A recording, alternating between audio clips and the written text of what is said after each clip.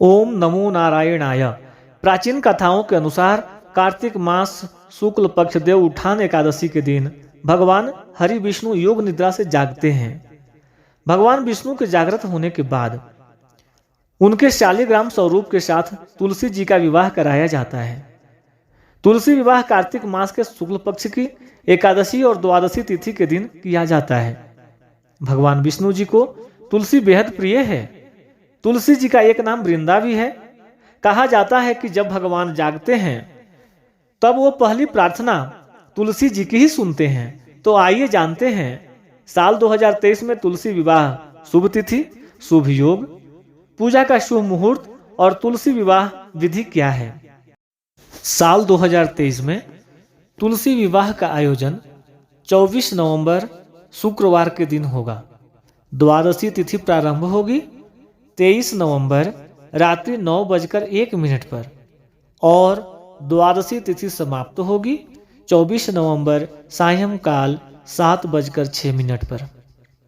एकादशी तिथि प्रारंभ होगी 22 नवंबर रात्रि 11:03 पर और एकादशी तिथि समाप्त होगी 23 नवंबर रात्रि 9:10 पर। तुलसी विवाह अभिजीत मुहूर्त 24 नवंबर शुक्रवार को सुबह 11:43 से दोपहर 12:26 तक। तुलसी विवाह विजय मुहूर्त 24 नवंबर शुक्रवार को दोपहर 1:54 से दोपहर 2:38 पर। आइए अब जानते हैं तुलसी पूजा विधि। शास्त्रों के अनुसार भगवान विष्णु के विग्रह रूप शालिग्राम के साथ तुलसी विवाह कराया जाता है।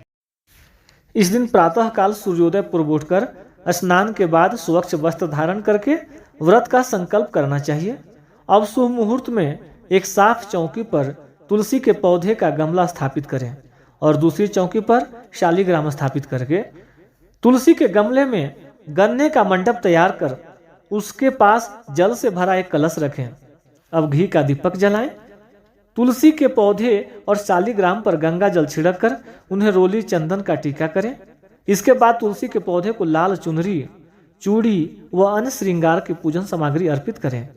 अब शालिग्राम भगवान को हाथ में लेकर तुलसी जी की परिक्रमा कर व्रत कथा और आरती कर विवाह विधि संपन्न करें। अब जानते हैं तुलसी विवाह कथा। पौराणिक कथा के अनुसार एक बार जलंधर नाम का एक राक्षस जो बहुत ही पराक्रमी था, उसकी वीरता का रहस्य उसकी पत्नी वृंदा का पतिव्रता धर्म था। एक बार जलंधर से दुखी होकर देवतागण भगवान विष्णु के पास गए और रक्षा की प्रार्थना की। तब भगवान विष्णु ने जलंधर की शक्ति समाप्त करने के लिए देवी वृंदा का पतिव्रत धर्म भंग करने का निश्चय किया और जलंधर का रूप धरकर छल से वृंदा का सतीत्व नष्ट कर दिया, जिस कारण जलंधर की शक्ति क्षीण हो गई और वह हार गया। जब वृंदा को भगवान विष्णु के इस छल का पता चला तो उसने भगवान विष्णु को पत्थर हो जाने का श्राप दे दिया। इस घटना के बाद वृंदा सती हो गई। जिस स्थान पर वह सती हुई वहां तुलसी का पौधा उत्पन्न हुआ। तब भगवान विष्णु ने वृंदा को वचन दिया कि तुम तुलसी बनकर सदा मेरे साथ रहोगी। जो मन से तुम्हारे मेरा साथ विवाह करेगा वह परम धाम को प्राप्त होगा। तभी से विष्णु जी के एक रूप शालिग्राम के साथ तुलसी विवाह कराने की परंपरा चली आ रही है। प्रिय भक्तों, यहाँ पर एक कथा समाप्त होती है। अगर आपको ये जानकारी पसंद आया तो कृपया लाइक, शेयर और सब्सक्राइब करें। ओम नमो नारायणाय।